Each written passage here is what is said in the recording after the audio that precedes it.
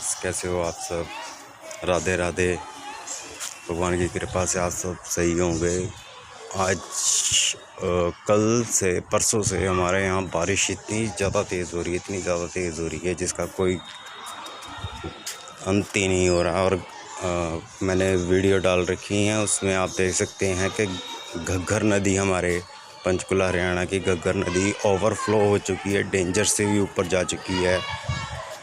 मौसम विभाग वालों का कहना है कि अगर आज रात और अगर कल बारिश हुई तो सेक्टर 26, 27, 28 सेक्टरों के अंदर भी पानी भर सकता है।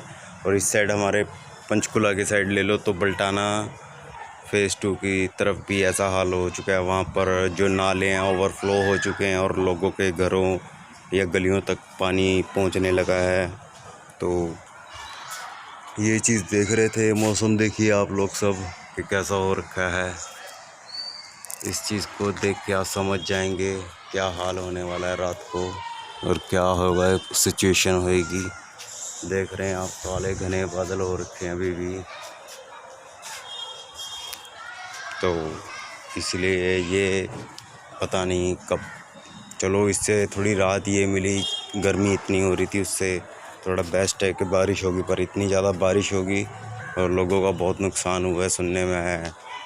तो कोई भी अगर कहीं जा रहा है, जैसे अपना ट्रैवलिंग कर रहा है या कहीं जाना घूमने फिरने की सोच रहे हैं, तो सोच समझ कर जाएं। पहाड़ों पर भी, यहाँ तक कि क्योंकि पहाड़ों पर भी बहुत बारिश हो रही है।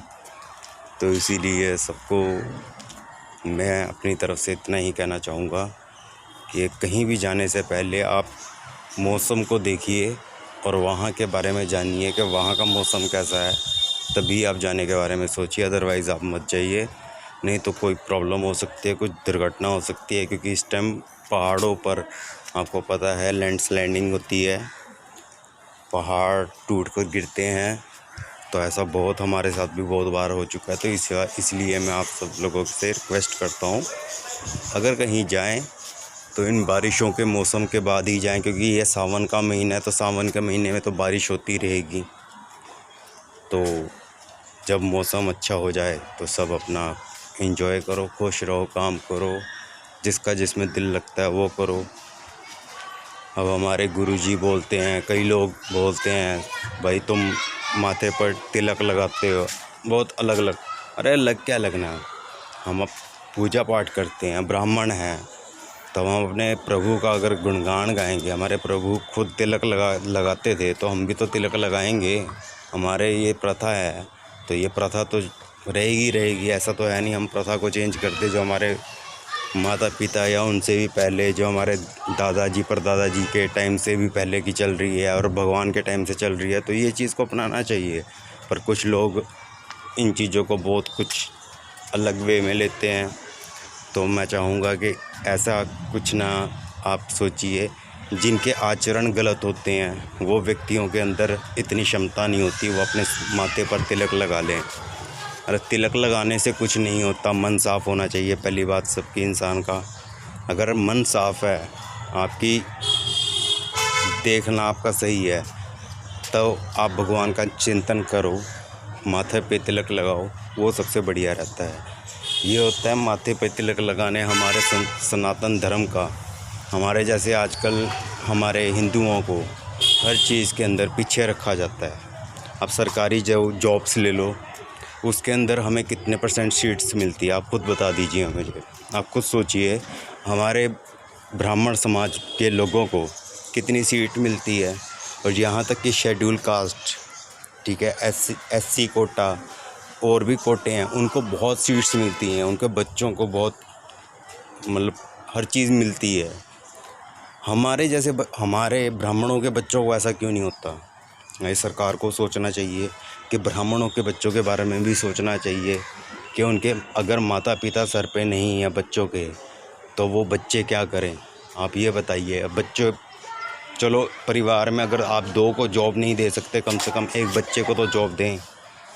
जो ऐसे परिवार के बच्चे हैं उनको कम से कम एक बच्चे को तो जॉब दो सरकारी। अप्लाई करते हैं हम पर, लेकिन हमारा कभी नंबर नहीं आता। क्यों? क्योंकि हम हैं ब्राह्मण। ब्राह्मणों को बहुत, हमारे बल्कि मैं जात पात की बात नहीं करता, क्योंकि इस चीज़ को मुझे नहीं अच्छा लगता, ना मेरे गुरुजी को अच्छा लगता, ना मुझे अच्छा लगता, ना मेरे पिताजी को अच्छा लगता था, क्योंकि संस्कार हमारे बचपन से हमारे पिताजी ने बहुत अच्छे दिए हैं कि हम धर्म जात के बारे में नहीं सोचते।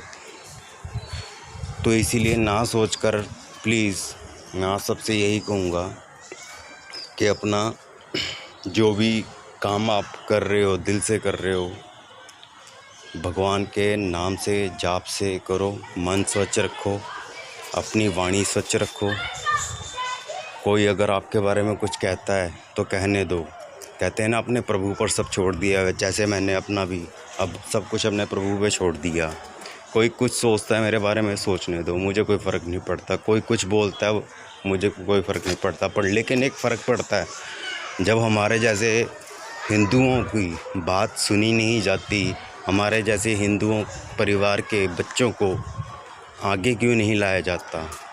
बाकी सबको आगे लाया जाता है, सबकी अच्छी नौकरियां होती हैं, सबको अच्छा हर चीज़ मिलती है, हमारे हिंदुओं को क्यों नहीं, मुझे ये बताया जाए। हिंदू पंजाबी हैं हम, इसका मतलब ये तो नहीं है कि हम इंसान नहीं हैं, हम उनके बराबर नहीं हैं या उनके जैसा काम हम नहीं कर सकते, हम भी कर सकते हैं। पर लेकिन जब आपके सीट्स की बारी आती है तो क्या होता है, ब्राह्मण्स की सीट्स कितनी होती है, 2 या 3%,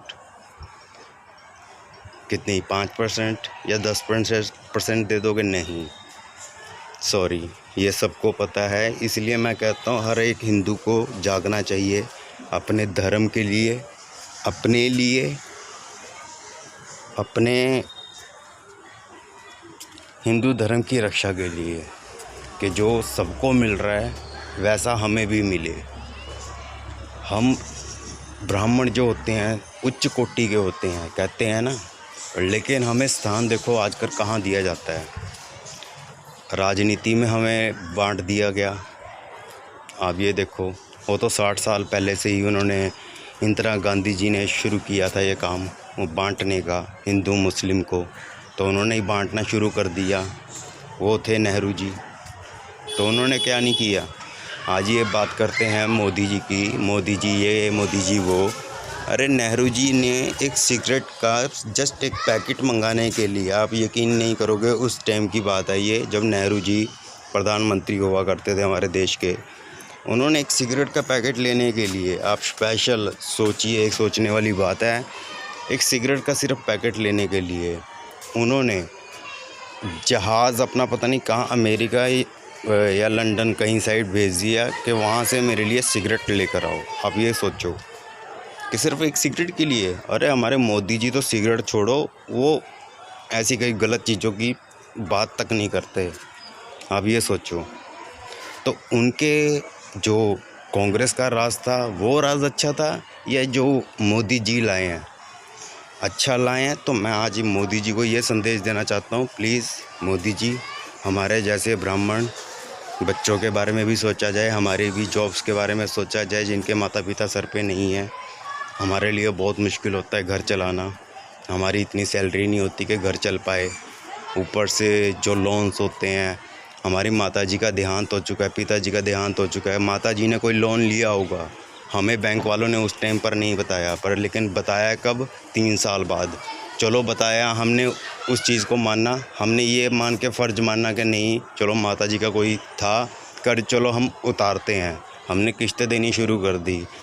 पर लेकिन सरकार और बैंक वालों को भी तो ये समझना चाहिए, आपके बैंक के एम्प्लॉय की वाइफ की डेथ हुई है, उसने कोई लिया था तो वो इतना चुका चुकी है, तो माफ़ तो करना चाहिए ना कुछ तो कर्जा उनको, कि बच्चे हैं, बच्चा कितने कर्जे उतार देंगे, क्या घर चलाएंगे और क्या कर्जे उतारेंगे और क्या खाएंगे, क्या करेंगे, क्या नहीं, ये किसी को नहीं पता होता। ये जिस पर बीतती है उसको ज़्यादा पता होता है। इसीलिए मैं रिक्वेस्ट करना चाहता हूँ, प्लीज़ प्रधानमंत्री जी नरेंद्र मोदी जी, हमारे बारे में सोचिए, हमारे ब्राह्मण समाज के बच्चों के लड़कों के बारे में सोचिए, जिनको जॉब्स नहीं हैं उनका सर्वे करवाया जाए घर घर जाकर ब्राह्मण बच्चों का, और परिवार में से किसी एक बच्चे को सरकारी नौकरी दी जाए। मैं आपसे यही उम्मीद चाहता हूँ। राधे राधे, जय श्री कृष्ण, जय सीताराम, जय बागेश्वर।